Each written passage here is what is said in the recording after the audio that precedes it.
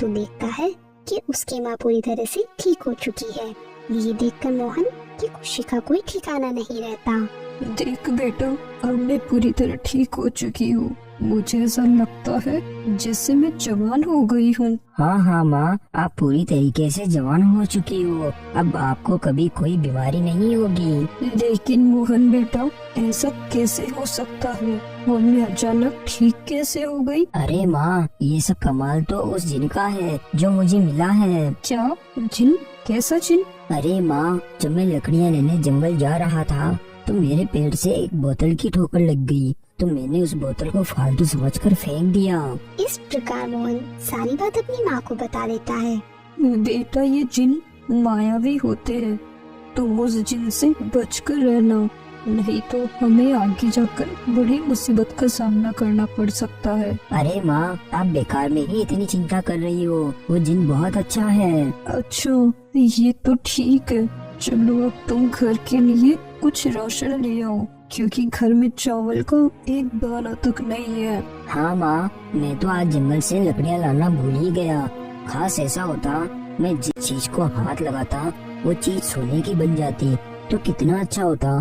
हमारे पास सोना ही सोना होता। हमारे घर में किसी भी चीज की कोई कमी नहीं होती। अरे हाँ, क्यों ना मैं ये इच्छा उस जिन से पूरी करवा लूँ। ये बात सोचकर मोहन तुरंत ही जिन के पास चला जाता है। ए मेरे जिन, कहाँ पर हो तुम? मेरे सामने हाजिर हो। बोलो मेरे आका, आपकी दूसरी इच्छा क्या है? मेरे गुलाम, मेरी दूसरी इच्छा यही है कि मैं जिस वस्तु को भी हाथ लगाऊं वो वस्तु सोने की बन जाए। जो हुकुम मेरे आका, ऐसा ही होगा। जिन तुरंत ही अपने जादू से मोहन को ये शक्ति दे देता है। मेरे आका, अब आप जिस भी वस्तु को हाथ लगाओगे वो वस्तु सोने की बन जाएगी। मेरे आका, अब आपकी बस एक ही इच्छा बची है। आप जल्दी से वो अपनी एक इच्छा भी मांग लो। नहीं मेरे गुलाम, मैं अपनी आखिरी इच्छा बाद में मांगूंगा। ऐसा कहकर मोहन अपने घर की ओर निकल जाता है। ये क्या, मैं तो अपनी गाय को चारा डालना ही भूल गया। ऐसा कहकर मोहन जैसे ही चारे की हाथ लगाता है तो चारा सोने का बन जाता है। अरे, मैं तो भूल ही गया था कि अब मैं जिस चीज को हाथ लगाऊंगा वो चीज सोने की बन जाएगी। मोहन ये देखकर बहुत दुखी हो जाता है। फिर अंदर जाता है। अरे माँ, मुझे बहुत जोरों की भूख लग रही है, आप मुझे खाना लाकर दे दो। लेकिन बेटा, अपने घर में तो कुछ भी नहीं है। ठीक है माँ, आप मुझे थैला लाकर दे दो, मैं भी बाजार से घर के लिए राशन ले आता हूँ। मोहन की माँ जैसे ही उसे थैला देती है वैसे ही वो थैला सोने का बन जाता है। अरे, ये अचानक थैला सोने का कैसे बन गया? फिर मोहन दुखी होकर पूरी कहानी अपनी माँ को बता देता है। मोहन बेटा, तुमने ये क्या नई मुसीबत मोल ले ली? अब क्या होगा अगर तुम किसी भी चीज को हाथ लगाओगे तो वो चीज सोने की बन जाएगी? अब मेरा क्या होगा? अरे माँ, आप परेशान मत हो, मैं कल सुबह ही वो जिन के पास जाऊंगा और इस इच्छा को वापस लेने को कहूँगा। फिर सब कुछ पहले जैसा हो जाएगा माँ, आप परेशान मत हो। ऐसा कहते कहते मोहन ने गलती से अपनी माँ को भी हाथ लगा दिया तो उसकी माँ भी सोने की मूर्ति बन जाती है। हे भगवान, मुझसे ये क्या अनर्थ हो गया?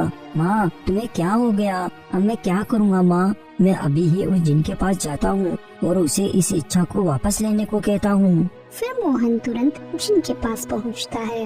नहीं नहीं मेरे आका, मैं दी हुई इच्छा वापस नहीं ले सकता। अगर आपकी कोई और इच्छा है तो वो बताओ, मैं उसे पूरी कर सकता हूँ। नहीं नहीं जिन, मेरी और कोई इच्छा नहीं है। इतना सुनते ही वो जिन वहाँ से गायब हो जाता है और मोहन एक पेड़ के नीचे बैठकर रोने लगता है। अब मैं अकेला क्या करूँगा माँ आपके बिना? खास मैंने आपकी बात मानी होती, लालच नहीं किया होता तो आज आप सुरक्षित होती।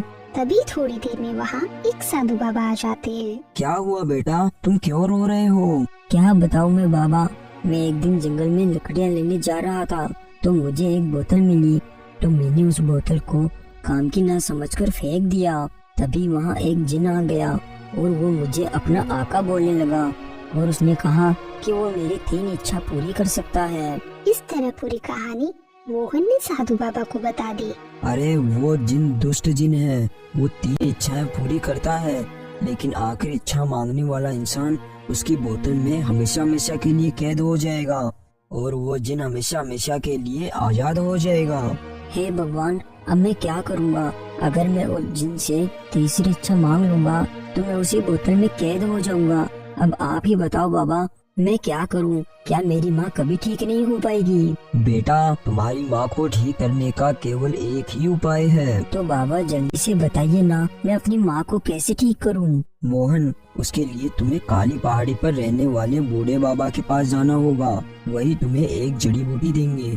वो जड़ी बूटी लाकर तुम अपनी माँ के ऊपर रख देना तो तुम्हारी माँ पहले के जैसी हो जाएगी और तुम्हारी जिन से मांगी हुई सभी इच्छाएं नष्ट हो जाएगी। आपका बहुत बहुत धन्यवाद बाबा। चलो बाबा, अब मैं चलता हूँ, मुझे मेरी माँ को जल्दी से ठीक करना है। ऐसा कहकर मोहन काली पहाड़ी की ओर निकल जाता है।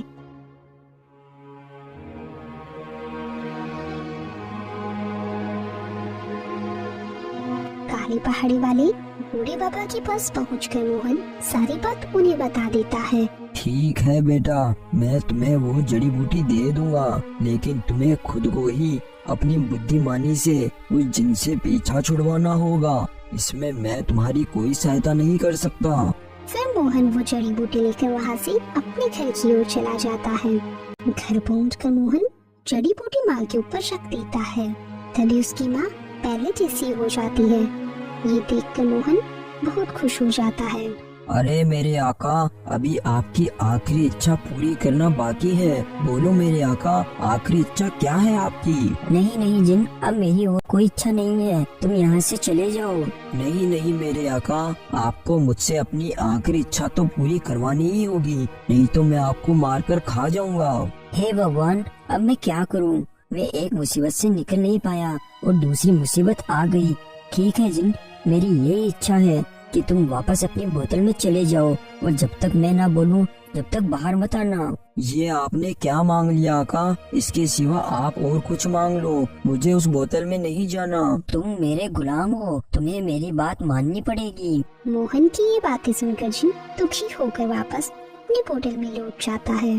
तो दोस्तों, हमें इस कहानी से यही सीख मिलती है, मोहन की तरह हम भी मुसीबत में पड़ सकते हैं।